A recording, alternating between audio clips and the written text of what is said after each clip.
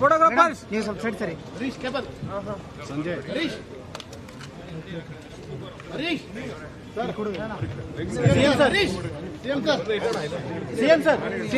CM sir ಇಲ್ಲ ಬರ್ರಿ ವಿಶ್ವ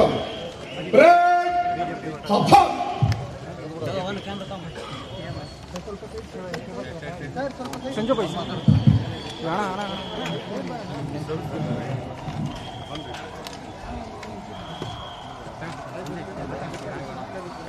ಎಲ್ಲರಿಗೂ ನಮಸ್ಕಾರ.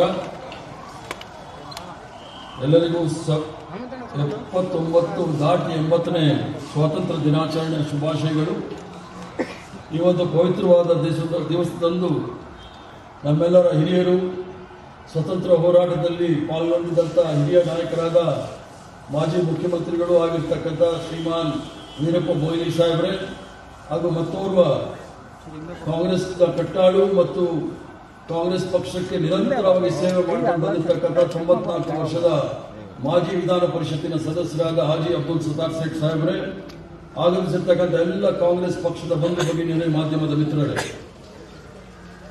ಇವತ್ತು 80 ವರ್ಷದ ಹಿಂದೆ 12 ಗಂಟೆಗೆ ಸರಿಯಾಗಿ ನಮ್ಮೆಲ್ಲರ ಅಚ್ಚುಮೆಚ್ಚಿನ ನಾಯಕರು, ಇಡೀ ಜಗತ್ತಿನಲ್ಲೇ ಪ್ರಸಿದ್ಧರಾಗಿರ್ತಕ್ಕಂಥ ಚಾಚಾ ನೆಹರೂರವರ ಟ್ರೈಸ್ಟ್ ವಿತ್ ಡೆಸ್ಟಿನಿ ಎನ್ನುವ ಭಾಷಣವನ್ನ ಕೆಂಪುಕೋಟೆಯ ಮೂಲಕ ಮಾಡ್ತಾರೆ. ಆವಾಗ ಅವರು ಇಂಗ್ಲಿಷಲ್ಲಿ ಹೇಳಿದ the stroke of the mid night, at the stroke of the midnight hour when the world sleeps, India will awake to life and freedom. ಅದರ ಜೊತೆಗೆ ಟ್ರೈಸ್ಟ್ ವಿತ್ ಡೆಸ್ಟಿನಿ ಅಂತ ಹೇಳಿ ಅದು ಇಡೀ ಪ್ರಪಂಚದಲ್ಲಿ ಬಹಳ ಪ್ರಸಿದ್ಧವಾದಂಥ ಅವರ ಹೇಳಿಕೆ. ಟ್ರೈಸ್ಟ್ ವಿತ್ ಡೆಸ್ಟಿನಿ ಅಂತ ಹೇಳಿದಾಗ ಕನ್ನಡದ ಅರ್ಥ ನಮ್ಮ ವಿಧಿ ನಿರ್ಧರಿಸುವ ಐತಿಹಾಸಿಕ ಕ್ಷಣವನ್ನು ಎದುರಿಸತಕ್ಕಂಥ ವಿಚಾರವನ್ನ ನೆಹರೂರವರು 80 ವರ್ಷಗಳ ಕಾಲ ನಮ್ಮ ವಿಧಿಯನ್ನು ನಾವೇ ನಿರ್ಧರಿಸತಕ್ಕಂಥ ಕೆಲಸವನ್ನ ನಮ್ಮೆಲ್ಲರಿಗೂ ಸಹ ಕೊಟ್ಟಿರ್ತಕ್ಕಂಥ ಪವಿತ್ರವಾದ ದಿವಸ ಇವತ್ತಿನ ದಿವಸ ಪ್ರತಿಯೊಬ್ಬ ಕಾಂಗ್ರೆಸ್ಸಿಗರಿಗೆಲ್ಲ ಇಡೀ ರಾಷ್ಟ್ರದಲ್ಲಿ ಇರ್ತಕ್ಕಂಥ ಪ್ರತಿಯೊಬ್ಬರಿಗೂ ಸಹ ಗುಲಾಮಗಿರಿಯಿಂದ ಹಿಡಿದು ಸ್ವತಂತ್ರವಾಗಿ ಬಾಳುವ ಅವಕಾಶ ಮಾಡಿಕೊಟ್ಟಂತ ಎಲ್ಲ ನಮ್ಮ ಪೂರ್ವಜರಿಗೂ, ಎಲ್ಲ ನಮ್ಮ ಸಾವಿರಾರು ಜನ ಬಲಿದಾನವನ್ನು ಕೊಟ್ಟು ಲಕ್ಷಾಂತರ ಜನ ತ್ಯಾಗ ಮಾಡಿರ್ತಕ್ಕಂಥ ಈ ಒಂದು ಪವಿತ್ರ ದಿವಸಕ್ಕೋಸ್ಕರ ಹೋರಾಟ ಮಾಡಿದಂಥ ಎಲ್ಲ ಮಹನೀಯರಿಗೂ ಸಹ ನಾನು ಶತಕೋಟಿ ನಮಸ್ಕಾರವನ್ನು ಮಾಡುತ್ತಾ ಕಾಂಗ್ರೆಸ್ ಪಕ್ಷದ ಅಧ್ಯಕ್ಷನಾಗಿ ಮುಂದೆ ಬರ್ತಕ್ಕಂಥ ದಿನಗಳಲ್ಲಿ ಕೆಲವು ವಿಚಾರಗಳನ್ನು ಮುಂದೆ ಹೇಳಲಿಕ್ಕೆ ಇಚ್ಛೆ ಬೀಳ್ತೇನೆ. ಸ್ವಾತಂತ್ರ್ಯ ಹೋರಾಟ ಇಂದು ನಮ್ಮ ದೇಶದ ಇತಿಹಾಸದಲ್ಲಿ ಅತ್ಯಂತ ಮಹತ್ವದ ದಿನ. 1947 ಆಗಸ್ಟ್ 15ರಂದು ಭಾರತವು ಬ್ರಿಟಿಷರ ಆಳ್ವಿಕೆಯಿಂದ ಸ್ವತಂತ್ರ ಪಡೆಯಿತು. ಅನೇಕ ವರ್ಷಗಳ ಹೋರಾಟ, ತ್ಯಾಗ ಮತ್ತು ಬಲಿದಾನದ ಫಲವಾಗಿ ನಮಗೆ ಈ ಅಮೂಲ್ಯ ಸ್ವಾತಂತ್ರ್ಯ ದೊರೆತಿದೆ. ಮಹಾತ್ಮ ಗಾಂಧೀಜಿಯವರು, ಜವಾಹರ್ಲಾಲ್ ನೆಹರೂರವರು, ನೇತಾಜಿ ಸುಭಾಷ್ ಚಂದ್ರ ಬೋಸ್ ಅವರು, ಭಗತ್ ಸಿಂಗ್ ರವರು, ಸರ್ದಾರ್ ವಲ್ಲಭಾಯ್ ಪಟೇಲ್ ರವರು, ಮೌಲಾನಾ ಅಬ್ದುಲ್ ಕಲಾಂ ಆಜಾದ್ ರವರು ಸೇರಿದಂತೆ ಅನೇಕ ಮಹನೀಯರು ದೇಶಕ್ಕೆ ಹೋರಾಡಿದರು. ಮೊಘಲರ ಕೊನೆಯ ಅರಸನಾಗಿದ್ದ ಬಹದ್ದೂರ್ ಶಾ ಜಫರ್ 1857ನೇ ಇಸ್ವಿಯಲ್ಲಿ ಹೀನಾಯವಾಗಿ ಪದಚ್ಯುತಿಗೊಳಿಸಿದ ಬ್ರಿಟಿಷರ ವಿರುದ್ಧ ಮುಸ್ಲಿಮರು ಅನಂತರದ ದಿನಗಳಲ್ಲಿ ವೀರಾವೇಶದಿಂದ ಹೋರಾಡಿದರು. ಮಹಿಳೆಯರು ಸೇರಿದಂತೆ ಅನೇಕ ಮುಸ್ಲಿಮರನ್ನು ಗಲ್ಲಿಗೇರಿಸಿದರು. ಇವತ್ತು ದೇಶದ ಅಧಿಕಾರ ಹಿಡಿದಿರುವ RSS ಮತ್ತು ಅದರ ಹಿಂಬಾಲಕರನ್ನು ಹೊರತುಪಡಿಸಿದರೆ ಇಡೀ ಭಾರತ ದೇಶವೇ ಸ್ವತಂತ್ರಕ್ಕಾಗಿ ಹೋರಾಡಿತು. ಅವರ ತ್ಯಾಗದಿಂದಲೇ ನಾವು ಇನ್ನು ಸ್ವತಂತ್ರ ಭಾರತದಲ್ಲಿ ಬದುಕುತ್ತಿದ್ದೇವೆ. ಸಂವಿಧಾನದ ಮಹತ್ವವನ್ನು ನಾವೆಲ್ಲರೂ ಸಹ ತಿಳ್ಕೊಳ್ಬೇಕಾಗಿದೆ. 20ನೇ ಶತಮಾನದ ಅತಿ ದೊಡ್ಡ ವಿದ್ವಾಂಸರಾದ ಮಾನವೀಯತೆಯ ಇನ್ನೊಂದು ಹೆಸರಾದ ಬಾಬಾ ಸಾಹೇಬ್ ಭೀಮರಾವ್ ಅಂಬೇಡ್ಕರ್ ಅವರು ನಮಗೊಂದು ಸಂವಿಧಾನವನ್ನು ಬರೆದು ಜಾತಿ, ಧರ್ಮ, ಭಾಷೆ ಮತ್ತು ಪ್ರದೇಶದ ಭೇದಗಳನ್ನು ಮೀರಿ ನಾವೆಲ್ಲರೂ ಭಾರತೀಯರು ಎಂಬ ಭಾವನೆಯನ್ನು ಮೊದಲ ಬಾರಿಗೆ ನಮ್ಮಲ್ಲಿ ಮೂಡಿಸಿದರು. ಮೊದಲನೇ ಬಾರಿಗೆ ಎಂದು ಯಾಕೆ ಹೇಳುತ್ತೇನೆಂದರೆ ಸಂಸ್ಕೃತ ಭಾಷೆಯಲ್ಲಿ ರಚಿತವಾದ ನಮ್ಮ ಪ್ರಾಚೀನ ಕಾಲದ ವೇದಗಳು, ಉಪನಿಷತ್ಗಳು, ಪುರಾಣಗಳು ಮತ್ತು ಮಹಾಕಾವ್ಯಗಳು ಎಂದೂ ಭಾರತೀಯರನ್ನು ಸಮಾನರೆಂದು ಕರೆಯುವ ಧೈರ್ಯವನ್ನು ಮಾಡಲಿಲ್ಲ. ಶೂದ್ರ ಶಂಭುಕ ವಿದ್ಯೆ ಕಲಿತರೆ ಅದು ವರ್ಣಾಶ್ರಮ ಧರ್ಮಕ್ಕೆ ವಿರುದ್ಧ ಎಂದು ಅವನು ತಲೆ ಕತ್ತರಿಸಲಾಯಿತು. ಏಕಲವ್ಯನ ಬೆರಳು ಕತ್ತರಿಸಲಾಯಿತು. ಇಂಥ ಕಥನಗಳು ಇರುವಲ್ಲಿ ಸಮಾಜ ಹೇಗೆ ಸಾಧ್ಯ? ಆದರೆ ನಮ್ಮ ಸಂವಿಧಾನವು ಎಲ್ಲ ಭಾರತೀಯರಿಗೂ ಸಮಾನ ಅವಕಾಶಗಳನ್ನು ನೀಡಿತು. ದುರ್ಬಲರ ಪರವಾಗಿ ನಿಂತಿತು. ಎಲ್ಲರಿಗೂ ಒಂದಾಗಿ ಸಾಗೋಣ ಎಂಬ ಸಂದೇಶವನ್ನು ನೀಡಿತು. ಇದರ ಪರಿಣಾಮವಾಗಿ ಇಂದು ನಾವು ಸ್ವತಂತ್ರವಾಗಿ ಯೋಚಿಸಬಹುದು, ಮಾತಾಡಬಹುದು, ಕಲಿಯಬಹುದು, ಕೆಲಸ ಮಾಡಬಹುದು ಮತ್ತು ನಮ್ಮ ಭವಿಷ್ಯವನ್ನು ನಾವೇ ನಿರ್ಧರಿಸಬಹುದು. ಈ ಸ್ವಾತಂತ್ರ್ಯ ಮೌಲ್ಯವನ್ನು ಅರಿತುಕೊಳ್ಳುವುದು ಪ್ರತಿಯೊಬ್ಬ ನಾಗರಿಕನ ಜವಾಬ್ದಾರಿಯಾಗಿದೆ. ಜವಾಹರ್ಲಾಲ್ ನೆಹರು ಅವರ ನೆನಪು. ಸ್ವಾತಂತ್ರ್ಯ ದೊರೆತ ಸಂದರ್ಭದಲ್ಲಿ ಭಾರತ ಎದುರಿಸಿದ್ದ ಸವಾಲುಗಳು ಅಪಾರವಾಗಿದ್ದವು. ದೇಶ ಒಡೆದು ಹೋಗಿತ್ತು, ಹೋರಾಟದಿಂದ ದೇಶ ದಣಿದಿತ್ತು. ಆದರೆ ಜವಾಹರ್ಲಾಲ್ ನೆಹರು ಅವರ ನೇತೃತ್ವದಲ್ಲಿ ನಮ್ಮ ದೇಶ ವಿಜ್ಞಾನ, ತಂತ್ರಜ್ಞಾನ, ಶಿಕ್ಷಣ, ಕೃಷಿ, ಬಾಹ್ಯಾಕಾಶ, ಕ್ರೀಡೆ ಮತ್ತು ಕೈಗಾರಿಕೆ ಸೇರಿದಂತೆ ಹಲವು ಕ್ಷೇತ್ರದಲ್ಲಿ ಗಮನಾರ್ಹ ಪ್ರಗತಿ ಸಾಧಿಸಿತ್ತು. 1950ರಲ್ಲಿ ಭಾರತವು ಗಣರಾಜ್ಯವಾದಾಗ ರಾಜರ ಆಡಳಿತ ಕೊನೆಗೊಂಡು ಪ್ರಜಾಪ್ರಭುತ್ವ ವ್ಯವಸ್ಥೆಯು ಜಾರಿಗೆ ಬಂತು. 1950ರ ದಶಕದಲ್ಲಿ ಬ್ರಿಟನ್ ಸೇರಿದಂತೆ ಅನೇಕ ದೇಶಗಳು ಭಾರತದಲ್ಲಿ ಪ್ರಜಾಪ್ರಭುತ್ವ ಯಶಸ್ವಿ ಆಗುವುದಿಲ್ಲ ಎಂದು ನಂಬಿದರು. ಆದರೆ ಎಲ್ಲರ ಊಹೆಯನ್ನು ಮೀರಿ ಮೊದಲು 7 ದಶಕಗಳಲ್ಲಿ ಭಾರತದ ಪ್ರಜಾಪ್ರಭುತ್ವವು ಹೆಚ್ಚು ಸ್ಥಿರವಾಗಿ ಬೆಳೆಯಿತು. ನೆಹರೂರವರ ಭಾರತದಲ್ಲಿ ಪ್ರಜಾಪ್ರಭುತ್ವದ ಬೇರುಗಳನ್ನು ಗಟ್ಟಿಗೊಳಿಸಿದ ಪ್ರಮುಖ ನಿರ್ಧಾರ ವೈವಿಧ್ಯಮಯ ಭಾರತದಲ್ಲಿ ಸಂಸದೀಯ ವ್ಯವಸ್ಥೆ, ಜಾತ್ಯತೀತತೆ ಮತ್ತು ಸಾರ್ವಜನಿಕ ಮತದಾನದ ಹಕ್ಕನ್ನು ಯಶಸ್ವಿಯಾಗಿ ಜಾರಿಗೆ ತರುವ ಮೂಲಕ ಆಧುನಿಕ ಪ್ರಜಾತ್ಮಕ ಭಾರತಕ್ಕೆ ಅವರ ಬುನಾದಿ ಹಾಕಿದರು. ವಿರೋಧ ಪಕ್ಷಗಳನ್ನು ಮತ್ತು ಭಿನ್ನಾಭಿಪ್ರಾಯಗಳನ್ನು ಗೌರವಿಸುತ್ತಿದ್ದ ಅವರು ಸಂಸತ್ತಿನಲ್ಲಿ ನಡೆಯುವ ಚರ್ಚೆಗಳಿಗೆ ಹೆಚ್ಚಿನ ಮಹತ್ವ ನೀಡುತ್ತಿದ್ದರು. ಕೇವಲ ರಾಜಕೀಯ ಸ್ವತಂತ್ರ ಸಾಲದು, ಸಾಮಾಜಿಕ ಮತ್ತು ಆರ್ಥಿಕ ಸಮಾನತೆ ಇರಬೇಕೆಂದು ನಂಬಿದ ಅವರು ಪಂಚವಾರ್ಷಿಕ ಯೋಜನೆಗಳನ್ನು ಜಾರಿಗೆ ತಂದು ಭಾರತವನ್ನು ಅಭಿವೃದ್ಧಿಯ ಪಥದಲ್ಲಿ ಮುನ್ನಡೆಸಿದರು. ನಮ್ಮ ಸುದೀರ್ಘ ಕಾಲದ ಆಡಳಿತಾವಧಿಯಲ್ಲಿ ನೆಹರು ಭಾರತದ ಬಹುಪಕ್ಷೀಯ ಸ್ಪರ್ಧೆಗಳನ್ನು ಪ್ರಜಾಸತ್ತಾತ್ಮಕವಾಗಿಯೇ ಎದುರಿಸಿದರು. ಚುನಾವಣೆ ಆಗುವ ಸ್ವಾತಂತ್ರ್ಯವನ್ನು ಅವರು ಬಲಪಡಿಸಿದರು. ಔಪಚಾರಿಕ ರಾಜಕೀಯ ಜೀವನದಲ್ಲಿ ಮಹಿಳೆಯರು ಮತ್ತು ಇತರ ಸಾಮಾಜಿಕ ಗುಂಪುಗಳ ಭಾಗವಹಿಸುವಿಕೆಯನ್ನು ಹೆಚ್ಚಿಸಿದರು. ಇತರ ಪ್ರಧಾನಿಗಳ ನೆನಪು. ಲಾಲ್ ಬಹದ್ದೂರ್ ಶಾಸ್ತ್ರಿ ಅವರು ಬಹಳ ಕ್ಲಿಷ್ಟಕರ ಸಂದರ್ಭದಲ್ಲಿ ಭಾರತವನ್ನು ಮುನ್ನಡೆಸಿದರು. ಇಂದಿರಾ ಗಾಂಧಿ ಅವರು ಜಾರಿಗೆ ತಂದ 20 ಅಂಶಗಳ ಕಾರ್ಯಕ್ರಮವು ಭಾರತವನ್ನು ಅಭಿವೃದ್ಧಿಯ ಪಥದಲ್ಲಿ ಮುನ್ನಡೆಸಿತು. ರಾಜೀವ್ ಗಾಂಧಿ ಅವರು ಭಾರತವನ್ನು ತಂತ್ರಜ್ಞಾನ ಕ್ಷೇತ್ರದಲ್ಲಿ ಬಲವಾಗಿ ಪ್ರತಿಪಾದಿಸಿದರು. ವಿ ನರಸಿಂಹರಾವ್ ಅವರು ಮತ್ತು ಮನಮೋಹನ್ ಸಿಂಗ್ ಅವರು ಭಾರತದ ಮಾರುಕಟ್ಟೆಯನ್ನು ವಿಶ್ವಕ್ಕೆ ತೆರೆದಿಟ್ಟರು. ಡಾಕ್ಟರ್ ಮನಮೋಹನ್ ಸಿಂಗ್ ಅವರ ಅರ್ಥಶಾಸ್ತ್ರೀಯ ತಿಳುವಳಿಕೆಗಳು ಭಾರತವು ಗ್ಲೋಬಲ್ ಮಟ್ಟದಲ್ಲಿ ರಾರಾಜಿಸುವಂತೆ ಮಾಡಿದವು. ಅಟಲ್ ಬಿಹಾರಿ ವಾಜಪೇಯಿ ಅವರ ಅಧಿಕಾರ ಹಿಡಿದವರು ಪಾಲಿಸಬೇಕಾದ ರಾಜಧರ್ಮಕ್ಕೆ ಒತ್ತು ನೀಡಿದರು. 2014ರ ನಂತರ ಪ್ರಜಾಪ್ರಭುತ್ವದ ಕುಸಿತ. ಆದರೆ 2014 ಅನಂತರ ಭಾರತವು ಪ್ರಧಾನಮಂತ್ರಿ ಮೋದಿ ಅವರ ನೇತೃತ್ವದಲ್ಲಿ ಹಿಂದೆಂದೂ ಕಾಣದ ಬಿಕ್ಕಟ್ಟುಗಳನ್ನು ಎದುರಿಸುತ್ತಿದೆ. ಭಾರತದ ರಾಜಕಾರಣವನ್ನು ಹಿಂಬಾಲಿಕೆಯಿಂದ ನಿಯಂತ್ರಿಸುವ ಶಕ್ತಿಗಳು ಮೊದಲು ಶಾಂತಿದೂತ, ಜಗತ್ತಿಗೆ ಅಹಿಂಸೆಯನ್ನು ಬೋಧಿಸಿದ ಮಹಾತ್ಮ ಗಾಂಧಿ ಅವರನ್ನು ಕೊಲೆ ಮಾಡಿದರು. ಅನಂತರ ದಿನಗಳಲ್ಲಿ ನಿರಂತರವಾಗಿ ಅವಮಾನಿಸುವ ಕೆಲಸವನ್ನು ಮಾಡುತ್ತಿದ್ದಾರೆ. ನೆಹರು ಬಗ್ಗೆ ದೇಶದಾದ್ಯಂತ ಸಾವಿರಾರು ಸುಳ್ಳುಗಳನ್ನು ಹಮ್ಮಿಸಲಾಯಿತು. ಸಂವಿಧಾನಕ್ಕಿಂತ ಸನಾತನ ಧರ್ಮವೇ ಹೆಚ್ಚು ಎಂದು ಬೋಧಿಸುವ ದೇಶದ್ರೋಹಿಗಳ ಸಂಖ್ಯೆ ಹೆಚ್ಚಾಗುತ್ತಿದೆ. ಈಚೆಗೆ ನಡೆಯುತ್ತಿರುವ ಇಂಥ ನೂರಾರು ಘಟನೆಗಳ ದಿಗ್ಭ್ರಮೆ ಹುಟ್ಟಿಸುತ್ತಿವೆ. ಚುನಾವಣಾ ಆಯೋಗದ ವತಿಯಿಂದ ಮತದಾರರ ಪಟ್ಟಿಯನ್ನು ಪರಿಷ್ಕರಿಸಿ ದೋಷಮುಕ್ತಗೊಳಿಸಲು ನಡೆಯಲಾಗುತ್ತಿರುವ ವಿಶೇಷ ಸಮಗ್ರ ಪರಿಷ್ಕರಣೆಯು ಕೋಟ್ಯಾಂತರ ಜನರ ಮತದಾನದ ಹಕ್ಕನ್ನು ಕಸಿದುಕೊಂಡಿದೆ. ಅಯೋಧ್ಯೆಯ ರಾಮಮಂದಿರದಲ್ಲಿ ನಡೆದ ಅವ್ಯವಹಾರಗಳಿಗೆ ಸಂಬಂಧಿಸಿದಂತೆ ಜವಾಬ್ದಾರಿ ಹುದ್ದೆಗಳಿರುವ ಅನೇಕರು ರಾಮನ ಭಕ್ತರು ರಾಮನ ದೇವಸ್ಥಾನದ ಅವ್ಯವಹಾರಗಳ ಬಗ್ಗೆ ಮಾತಾಡಬೇಕು, ಉಳಿದವರು ಮಾತಾಡುವ ಅಗತ್ಯವಿಲ್ಲ ಎಂದು ವಾದಿಸುತ್ತಿದ್ದಾರೆ. ಆಪರೇಷನ್ ಸಿಂಧೂರಲ್ಲಿ ಯಾರೂ ಸತ್ತಿಲ್ಲ ಎಂದು ಸರ್ಕಾರವೇ ಘೋಷಿಸಿ ಅನಂತರ ಪ್ರಾಣ ಕಳೆಗೊಂಡವರ ಹೆಸರು ಬಿಡುಗಡೆ ಮಾಡಿ ನಗೆಪಾಟಿಗೆ ಗುರಿಯಾಯಿತು. ವಿಶ್ವದ ಅತಿ ದೊಡ್ಡ ಸಂಘಟನೆ ಎಂದು ಹೇಳಿಕೊಳ್ಳುವ ರಾಷ್ಟ್ರೀಯ ಸ್ವಯಂ ಸೇವಕ ಸಂಘವು ತನಗೆ ನೋಂದಣಿ ಅಗತ್ಯವೇ ಇಲ್ಲವೆಂದು ನಾಚಿಕೆ ಬಿಟ್ಟು ವಾದಿಸುತ್ತಿದೆ.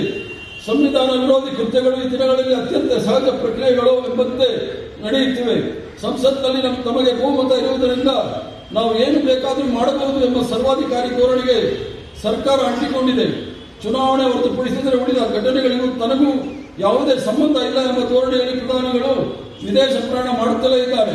ಗೃಹ ಮಂತ್ರಿಗಳು ತಮ್ಮದೇ ಲಹರಿಯಲ್ಲಿ ಇದು ಉತ್ತರದಾಯಿತ್ವವೇ ಇಲ್ಲವೆಂಬಂತೆ ಆಡಳಿತ ನಡೆಸುತ್ತಿದ್ದಾರೆ. ಇಂಥ ನೂರಾರು ಘಟನೆಗಳನ್ನು ನಾವು ದಿನನಿತ್ಯವೆಂಬಂತೆ ನೋಡುತ್ತಿದ್ದೇವೆ. ಭಾರತದಲ್ಲಿನ ಈ ಬಗೆಯ ಬೆಳವಣಿಗೆಗಳು ಪ್ರಜಾಪ್ರಭುತ್ವದ ಕುಸಿಯುತ್ತಿರುವ ಒಂದು ಸಂಕೇತವಾಗಿದೆ. ಶ್ರೀ ನರೇಂದ್ರ ಮೋದಿ ಅವರ ಚುನಾವಣಾ ವಿಜಯದೊಂದಿಗೆ ಆರಂಭವಾದ ಪ್ರಜಾಪ್ರಭುತ್ವದ ಸಮಕಾಲೀನ ಕುಸಿತವನ್ನು ನಾವೆಲ್ಲರೂ ಸಹ ಪ್ರಜಾಸತ್ತಾತ್ಮಕ ಹೋರಾಟದ ಮೂಲಕ ತಡೆಯದೇ ಇದ್ದರೆ ಹಿರಿಯರು ತಮಗೆ ತಂದುಕೊಟ್ಟ ಸ್ವಾತಂತ್ರ್ಯಕ್ಕೆ ಯಾವ ಅರ್ಥವೂ ಉಳಿಯುವುದಿಲ್ಲ. ಮೋದಿ ಅವರ ಅಧಿಕಾರಾವಧಿಯಲ್ಲಿ ಪ್ರಜಾಪ್ರಭುತ್ವದ ಪ್ರಮುಖ ಅಂಗಗಳೆಲ್ಲವೂ ಜಾರಿಯಲ್ಲಿದ್ದರೂ ಅವು ಶಾಸಕಾಂಗದ ಕೈವಶವಾಗಿ ಸಾಂಸ್ಕೃತಿಕ ಸ್ವಾಯತ್ತತೆಯನ್ನು ಕಳೆದುಕೊಂಡವು. ಪ್ರಮುಖ ತನಿಖಾ ಸಂಸ್ಥೆಗಳು ರಾಜಕೀಯ ವಿರೋಧಿಗಳು ಹತ್ತಿಕ್ಕಲು ಬಳಸಿಕೊಳ್ಳಲಾಗುತ್ತಿದೆ. ಭಾರತೀಯ ಚುನಾವಣಾ ಆಯೋಗದ ಆಯುಕ್ತರ ನೇಮಕಾತಿಯಲ್ಲಿ ಸರ್ಕಾರವು ನೇರ ಹಸ್ತಕ್ಷೇಪವನ್ನು ಮಾಡಿದೆ. ಭಾರತೀಯ ರಿಸರ್ವ್ ಬ್ಯಾಂಕ್ನ ಸ್ವಾಯತ್ತತೆಯನ್ನು ಕೇಂದ್ರ ಸರ್ಕಾರ ಹಸ್ತಕ್ಷೇಪ ಮಾಡುತ್ತಿರುವುದಕ್ಕೆ ನೋಟು ರದ್ದಾತಿಯಂತಹ ಏಕಪಕ್ಷೀಯ ನಿರ್ಧಾರವನ್ನು ಉದಾಹರಣೆಯಾಗಿ ನೀಡಬಹುದು. ಸುಪ್ರೀಂ ಕೋರ್ಟ್ ಮತ್ತು ಹೈಕೋರ್ಟ್ ನ್ಯಾಯಾಧೀಶರ ನೇಮಕಾತಿ ಪ್ರತಿಕ್ರಿಯೆಯಲ್ಲಿ ಕೊಲಿಜಿಯಂ ವ್ಯವಸ್ಥೆ ಸರ್ಕಾರ ಮತ್ತು ನ್ಯಾಯಾಂಗದ ನಡುವೆ ನಿರಂತರ ಸಂಘರ್ಷ ನಡೆಯುತ್ತಿತ್ತು. ಸರ್ಕಾರದ ಕೈ ಮೇಲಾಗಿದೆ. ಸರ್ಕಾರದ ಪರ ತೀರ್ಮಾನ ನೀಡಿದ ನ್ಯಾಯಾಧೀಶರು ನಿವೃತ್ತಿ ಆನಂತರ ಉನ್ನತ ಹುದ್ದೆಗಳನ್ನು ಪಡೆಯತೊಡಗಿದ್ದಾರೆ. ಸಂಸತ್ತು ಮತ್ತು ಶಾಸಕಾಂಗ ಸಭೆಗಳಲ್ಲಿ ಪ್ರಮುಖ ಮಸೂದೆಗಳನ್ನು ಚರ್ಚೆಯಿಲ್ಲದೆ ಧ್ವನಿಮತದ ಮೂಲಕ ಅಂಗೀಕರಿಸಲಾಗುತ್ತಿದೆ. ಕೆಲವು ಬಾರಿ ಸಂಸದೀಯ ಸಮಿತಿಗಳಿಗೆ ಮಸೂದೆಗಳನ್ನು ಕಳುಹಿಸದೆ ಸಂಸದೀಯ ಅಧಿಕಾರವನ್ನು ಮೊಟಕುಗೊಳಿಸಲಾಗಿದೆ. ದೂರದರ್ಶನ ಮತ್ತು ಆಕಾಶವಾಣಿಯಂತಹ ಸರ್ಕಾರಿ ಮಾಧ್ಯಮಗಳು ಆಡಳಿತ ಪಕ್ಷದ ಪ್ರಚಾರದ ಸಾಧನೆಗಳಾಗಿ ಮಾರ್ಪಟ್ಟಿವೆ. ಸ್ವತಂತ್ರ ಮಾಧ್ಯಮದ ಸಂಸ್ಥೆಗಳ ಮೇಲೆ ಪರೋಕ್ಷವಾಗಿ ಒತ್ತಡಗಳನ್ನು ಹೇರಲಾಗಿದೆ. ವಿದೇಶಿ ವರದಿಗಳ ಔಚಿತ್ಯಗಳನ್ನೇ ಪ್ರಶ್ನಿಸಲಾಗಿದೆ. ಇಂತಹ ಘಟನೆಗಳು ವಾಸ್ತವವಾಗಿ ಪ್ರಜಾಸತ್ತೆ ಕುಸಿಯುತ್ತಿರುವುದನ್ನು ಧ್ವನಿಸುತ್ತಿವೆ. ಇವತ್ತು ಪ್ರಜಾಪ್ರಭುತ್ವ ಸಂಸ್ಥೆಗಳು ಔಪಚಾರಿಕವಾಗಿ ಜಾರಿಯಲ್ಲಿರುವ ನಿಜ, ಆದರೆ ಪ್ರಜಾಪ್ರಭುತ್ವಕ್ಕೆ ಆಧಾರವಾಗಿರುವ ರೂಢಿಗಳು ಮತ್ತು ಅಭ್ಯಾಸಗಳು ಗಣನೀಯವಾಗಿ ಹದಗೆಟ್ಟಿವೆ. ಆದರೂ ಪ್ರಜಾಪ್ರಭುತ್ವದ ಪರವಾಗಿರುವ ಕೆಲವರು ಇಂದು ಭಾರತದ ಪೂರ್ಣ ಪ್ರಜಾಪ್ರಭುತ್ವ ಮತ್ತು ಪೂರ್ಣ ನಿರಂಕುಶಾಧಿಕಾರದ ನಡುವಿನ ಅಸ್ಪಷ್ಟ ಪ್ರದೇಶದಲ್ಲಿ ಕಾರ್ಯನಿರ್ವಹಿಸುತ್ತಿದೆ ಎಂದು ಹೇಳುತ್ತಾರೆ. ರಾಜಕೀಯ ತಜ್ಞರು ಇದನ್ನು ಹೈಬ್ರಿಡ್ ಆಡಳಿತ ಎಂದು ಕರೆಯುತ್ತಾರೆ. ಆದರೆ ಇವತ್ತಿನ ಭಾರತದ ಪೂರ್ಣ ಪ್ರಜಾಪ್ರಭುತ್ವ ಅಲ್ಲ, ಪೂರ್ಣ ನಿರಂಕುಶಾಧಿಕಾರವೂ ಅಲ್ಲ. 2021ರಲ್ಲಿ ಫ್ರೀಡಮ್ ಹೌಸ್ ಭಾರತದ ರೇಟಿಂಗ್ ಅನ್ನು ಸ್ವಾತಂತ್ರ್ಯ ದಿನದ ವಾರ್ಷಿಕ ಸ್ವಾತಂತ್ರ್ಯಕ್ಕೆ ಇಳಿಸಿತು. ಅದೇ ವರ್ಷ ವೆರೈಟೀಸ್ ಆಫ್ ಡೆಮೋಕ್ರಸಿ V10 ನಂತರ ಅದಕ್ಕೆ ಸಂಸ್ಥೆ ಭಾರತವನ್ನು ಚುನಾವಣಾ ನಿರಂಕುಶಾಧಿಕಾರದ ಸ್ಥಾನಕ್ಕೆ ಇಳಿಸಿತು. ಎಕಾನಮಿಸ್ಟ್ ಇಂಟೆಲಿಜೆನ್ಸ್ ಘಟಕವು ಭಾರತವನ್ನು ದೋಷಪೂರಿತ ಪ್ರಜಾಪ್ರಭುತ್ವ ಎಂದು ಘೋಷಿಸಿತು. ಭಾರತದ ಇಂದು ಪ್ರಜಾಪ್ರಭುತ್ವ ರಾಷ್ಟ್ರವಾಗಿ ಉಳಿಯದೆ ಎಂಬ ಪ್ರಶ್ನೆಗೆ ನಾವು ಕಂಡುಕೊಳ್ಳುವ ಉತ್ತರಗಳು ದೇಶದ ಭವಿಷ್ಯವನ್ನು ನಿರ್ಧರಿಸುತ್ತದೆ. ಅಬ್ರಹಾಂ ಲಿಂಕನ್ ಅವರು ಪ್ರಜಾಪ್ರಭುತ್ವವು ಜನರಿಂದ ಜನರಿಗಾಗಿ ಜನರೇ ನಡೆಸುವ ಒಂದು ಸರ್ಕಾರಿ ವ್ಯವಸ್ಥೆ ಎಂದು ವಿವರಿಸಿದರು. ಒಂದು ದೇಶದ ಪ್ರಜಾಪ್ರಭುತ್ವವಾದಿ ರಾಷ್ಟ್ರ ಎಂದು ಗುರುತಿಸಲು 5 ಸಂಸ್ಥೆಗಳು ಮುಖ್ಯವಾಗಿದೆ. ಅವುಗಳೆಂದರೆ ಶಾಸಕಾಂಗದ ಚುನಾವಣೆಗಳು, ನಿಜವಾದ ರಾಜಕೀಯ ಸ್ಪರ್ಧೆಯ ಉಪಸ್ಥಿತಿ, ನಾಗರಿಕ ಸ್ವಾತಂತ್ರ್ಯ, ಮಾಧ್ಯಮಗಳ ಸ್ವಾತಂತ್ರ್ಯ ಮತ್ತು 5 ಕೆಲಸಗಳ ಮೌಲ್ಯಮಾಪನಗಳು. ಭಾರತ ದೇಶದಲ್ಲಿ ಇವೆಲ್ಲವೂ ಯಾಂತ್ರಿಕವಾಗಿ ನಡೆಯುತ್ತವೆ ವಿನಃ ಅವಕ್ಕೆ ವಿಶೇಷವಾದ ಅರ್ಥ ಉಳಿದೇ ಆಗಿಲ್ಲ. ಪ್ರಜಾಪ್ರಭುತ್ವದ ಅವನತಿಯು ಅದರ ಸಂಸ್ಥೆಗಳನ್ನು ದುರ್ಬಲಗೊಳಿಸುವಲ್ಲಿ ಆಕಾರ ನಡೆಸುತ್ತಿದೆ. ಇಂತಹ ಕಡೆ ಪ್ರಜಾಪ್ರಭುತ್ವಗಳು ಛಿದ್ರವಾಗುವುದಿಲ್ಲ, ಬದಲು ಸವೆದು ಹೋಗುತ್ತಿವೆ. ನೀಟ್ ಆಕ್ರಮಣಗಳನ್ನು ವಿರೋಧಿಸಿದ ಯೋಜನೆಯನ್ನು ಸರ್ಕಾರ ನಡೆಸಿಕೊಂಡು ರೀತಿಯ ಪ್ರಜಾಪ್ರಭುತ್ವ ಸವೆತದ ಲಕ್ಷಣವಾಗಿದೆ. ಇಲ್ಲಿ ವಿರೋಧಿಗಳನ್ನು ದುರ್ಬಲಗೊಳಿಸಲು ಕಾನೂನು ಸೇರಿದಂತೆ ಲಭ್ಯವಿರುವ ಎಲ್ಲಾ ಶಕ್ತಿಗಳನ್ನು ಬಳಸಿಕೊಳ್ಳಲಾಗಿದೆ. ಸಮಕಾಲೀನ ಪ್ರಜಾಪ್ರಭುತ್ವದ ಇಂಥ ಕೆಲಸಗಳನ್ನು ಪ್ರಜಾಪ್ರಭುತ್ವಗಳು ನಿಧಾನವಾಗಿ ಸಾಯುವಂತೆ ಮಾಡುತ್ತಿವೆ. ಮೋದಿ ಸರ್ಕಾರವು ತನ್ನ ವಿಮರ್ಶಕರನ್ನು ಮೌನಗೊಳಿಸಲು 2 ರೀತಿಯ ಕಾರ್ಯಸೂಚಿಗಳನ್ನು ಬಳಸುತ್ತಿದೆ. ಒಂದು, ವಸಾಹತುಶಾಹಿಯ ಯುಗದ ದೇಶದ್ರೋಹದ ಕಾನೂನುಗಳನ್ನು UAPA ನಿರ್ದಾಕ್ಷಿಣ್ಯವಾಗಿ ಜಾರಿ ಮಾಡುವುದು, ಮತ್ತು 2ನೇದಾಗಿ ಸಾಮಾಜಿಕ ಮಾಧ್ಯಮಗಳನ್ನು ಭಿನ್ನಾಭಿಪ್ರಾಯ ವ್ಯಕ್ತಪಡಿಸಿದ ವ್ಯಕ್ತಿಗಳ ಚಾರಿತ್ರ್ಯ ಹನನ ಮಾಡುವುದು. ಸರ್ಕಾರವನ್ನು ಟೀಕಿಸಿದ್ದಕ್ಕಾಗಿ ನಾಗರಿಕರ ವಿರುದ್ಧ ದಾಖಲಾಗಿರುವ ದೇಶದ್ರೋಹ ಪ್ರಕರಣಗಳಲ್ಲಿ 90% ಮೋದಿಯವರ 2014ರ ಅಧಿಕಾರಕ್ಕೆ ಬಂದ ನಂತರ ದಾಖಲಾಗಿದೆ. 2015 ಮತ್ತು 2019ರ ನಡುವೆ UAPA ಅಡಿಯಲ್ಲಿ ಬಂಧನಗಳಲ್ಲಿ 70% ಹೆಚ್ಚಳ ಕಂಡುಬಂದಿದೆ. ಬಂಧಿತರಲ್ಲಿ 92% ಜನರು ಜಾಮೀನಿಲ್ಲದೆ ಜೈಲಿನಲ್ಲಿ ಉಳಿದಿದ್ದಾರೆ. ಇಂಥ ಘಟನೆಗಳನ್ನು ಭಿನ್ನಾಭಿಪ್ರಾಯಗಳು ಉಳಿಸಿದಂತೆ ಮಾಡಿವೆ. ಜನಸಂಖ್ಯೆ 14% ಭಾರತದ ಮುಸ್ಲಿಂ ಸಮುದಾಯವು ನಾಗರಿಕ ಸ್ವಾತಂತ್ರ್ಯದಲ್ಲಿ ವಿಶೇಷವಾದ ಕುಸಿತವನ್ನು ಅನುಭವಿಸಿದೆ. ಅವರನ್ನು ಸಾರ್ವಜನಿಕವಾಗಿ ರಾಕ್ಷಸೀಕರಿಸುವ ಮತ್ತು ಅಪರಾಧೀಕರಿಸುವ ಪ್ರವೃತ್ತಿ ಭಾರತದಲ್ಲಿ ಹೆಚ್ಚಾಗಿದೆ.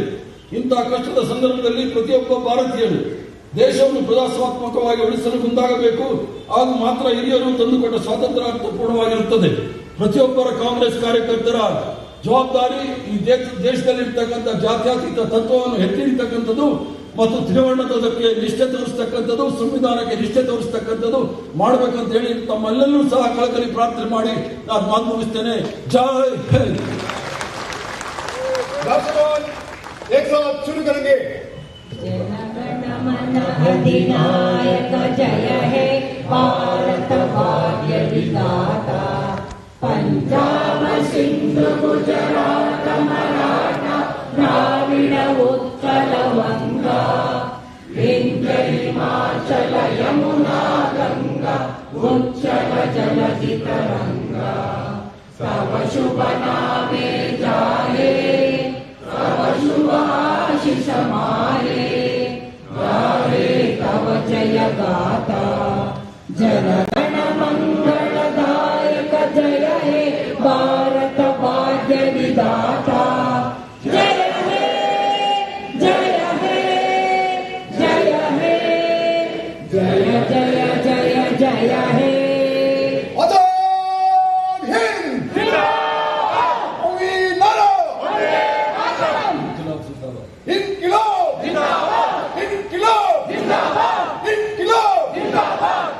ಕಾಂಗ್ರೆಸ್ ಪಕ್ಷದವರು